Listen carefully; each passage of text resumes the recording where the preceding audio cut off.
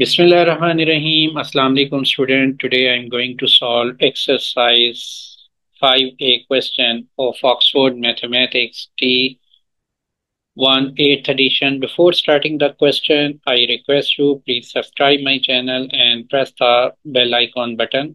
Let's start question number 18. Cheryl says that 5192.3 is equal to 519 when rounded to nearest 10. She drops 2 because it is less than 5. Do you agree?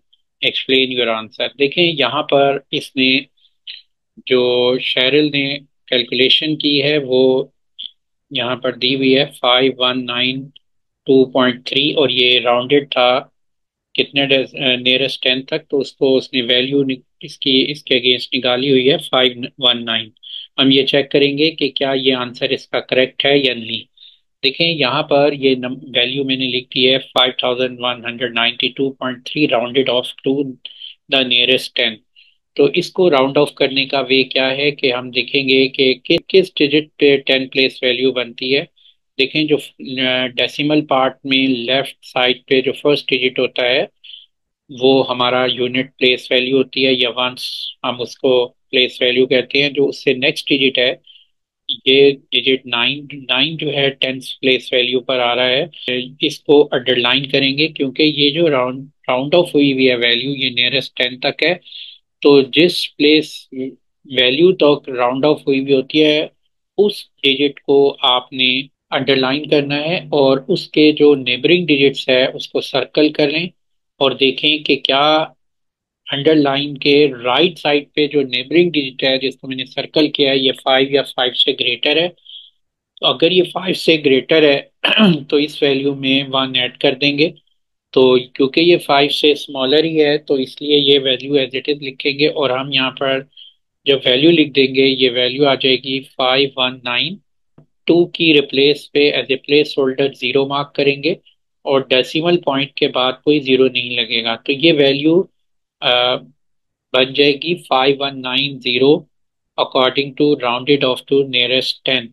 यहाँ पर देखें जो इसने Sherrill ने calculation की है वो है 519। तो यहाँ पर जीरो जो है वो मिसिंग है, जीरो नहीं है। कि शेरिल ने रीजन दी है कि because it is less than 5। देखें जब कोई वैल्यू लेस देन 5 है या नहीं है तो उसकी रिप्लेस पे आपने एज ए प्लेस होल्डर क्या लगाना है, जीरो लगाना है। तो 2 जो है उसकी रिप्लेस पे जीरो लगाएंगे तो इसलिए यहाँ मैंने लिख दिया no I do not agree with Sheryl because she does not put zero in replace of 2 as a placeholder. तो ये हमारा आंसर आ गया है।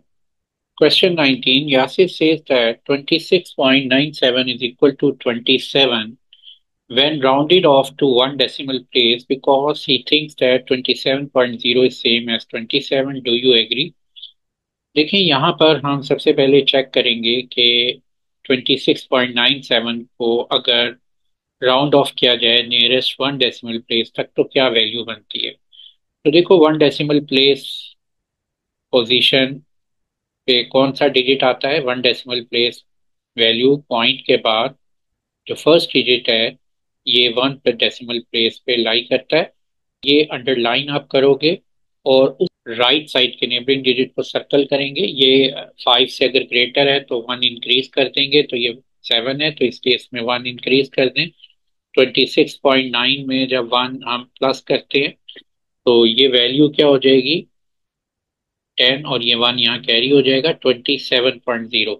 तो ये हमारा जो आंसर आएगा ये आ जाएगा 27.0 और ये एक्चुअल वैल्यू है और ये कह रहा है कि ये जो 27.0 है ये सेम है 27 के। ये सेम नहीं है, उसकी रीज़न ये है कि अगर इसको नियरेस्ट होल नंबर तक राउंड ऑफ किया जाएगा तो फिर ये आंसर आएगा। यहाँ देखें कि अगर मैं इसको 26.95 को नियरेस्ट होल नंबर तक राउंड ऑफ करूं तो ये वैल्यू क्या बनेगी कि ये होल नंबर में जो डेसिमल के बाद जो लेफ्ट पे फर्स्ट डिजिट है उसको अंडरलाइन करें, नेबरिंग डिजिट को सर्कल करें। तो ये 5 से ग्रेटर है तो ये इसमें 1 इंक्रीज कर देंगे और ये 27 आ जाएगा। ये पॉइंट जो है अंडरलाइन के बाद आ रहा है, तो इसलिए हम एज ए प्लेस होल्डर यहाँ जीरो मेंशन नहीं करते। तो ये नियरेस्ट होल नंबर का आंसर है, और ये जो है नियरेस्ट वन डेसिमल प्लेस का आंसर है। दोनों सेम नहीं है, इसलिए हम लिखेंगे we do not agree with Yasir because Yasir value is more accurate which is rounded off to nearest whole number. ये नियरेस्ट वन डेसिमल प्लेस है, ये नियरेस्ट होल नंबर है, दोनों वैल्यू सेम नहीं हो सकती, इसलिए हम इसको यासिर की स्टेटमेंट से एग्री नहीं करते। तो ये हमारा सोल्यूशन आ गया। Question 20, David says that 0.01995 is equal to 0.02 when rounded off to three significant figure. Why does David think 0.02 has three significant figure? Explain whether answer is correct or wrong. देखें, हमने सबसे पहले ये चेक करेंगे कि इस David का जो आंसर है कि 0.01995 इक्वल होता है 0.02 के, जब उसको राउंड ऑफ किया जाता है थ्री सिग्निफिकेंट फिगर तक। तो ये जो वैल्यू आ रही है 0.02, क्या ये वैल्यू जब हमने राउंड ऑफ की है थ्री सिग्निफिकेंट फिगर तक करेक्ट है या नहीं, पहले चेक करते हैं। देखिए यहाँ पर हमने ये हमारे पास वैल्यू है 0.01995, ये एक डेसिमल वैल्यू है, और डेसिमल वैल्यू में जो स्टार्टिंग जीरो है वो हम सिग्निफिकेंट फिगर काउंट नहीं करते। तो ये जो जीरो है ये नॉन सिग्निफिकेंट है। अब हमने यहाँ पर इसकी थ्री सिग्निफिकेंट फिगर वैल्यू जो है राउंड ऑफ करनी है। तो हम कैसे काउंटिंग करते हैं सिग्निफिकेंट फिगर वैल्यू कैलकुलेट करने के लिए, लेफ्ट से राइट हम काउंटिंग करते हैं। ये जो स्टार्टिंग जीरो है लेफ्ट साइड के, ये काउंट नहीं होंगे। तो हमने लेफ्ट से राइट डिजिट काउंट करते हैं। तो फर्स्ट डिजिट वन है, फिर नाइन सेकेंड डिजिट्स है, और ये जो थर्ड डिजिट्स है ये बनता है इस पोजीशन पे नाइन पे, इसको अंडरलाइन कर लें। और ये इसके साथ जो राइट साइड पे नेबरिंग डिजिट है इसको सर्कल करें। ये देखें ये फाइव है, या अगर कोई डिजिट फाइव या फाइव से ग्रेटर हो तो उसमें जो अंडरलाइन डिजिट्स होता है उसमें वन ऐड कर लें। तो ये वन ऐड करें तो ये 200 बनता है। तो यहाँ पर हम ये value C to three S F के बाद बन जाएगी 0.0200। और as a placeholder underline, अगर डेसिमल के बाद आ रहा है अंडरलाइन डिजिट्स, तो प्लेस होल्डर में अंडरलाइन के बाद जीरो हम नहीं लगाएंगे, as a placeholder zero नहीं लगाएंगे। तो ये वैल्यू आ जाएगी 0.0200। तो ये इसका थ्री सिग्निफिकेंट फिगर वैल्यू बनती है। और जबकि जो डेविड ने वैल्यू लिखी हुई है वो है 0.02।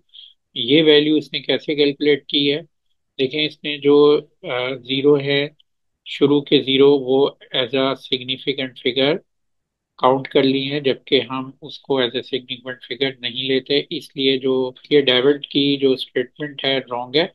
तो यहाँ हम लिख देंगे कि रीजन में हम लिखेंगे David is wrong because he counted all digits in value to be significant। तो ये हमारा सोल्यूशन आ गया। अब हम इसके नेक्स्ट क्वेश्चन पे आते हैं।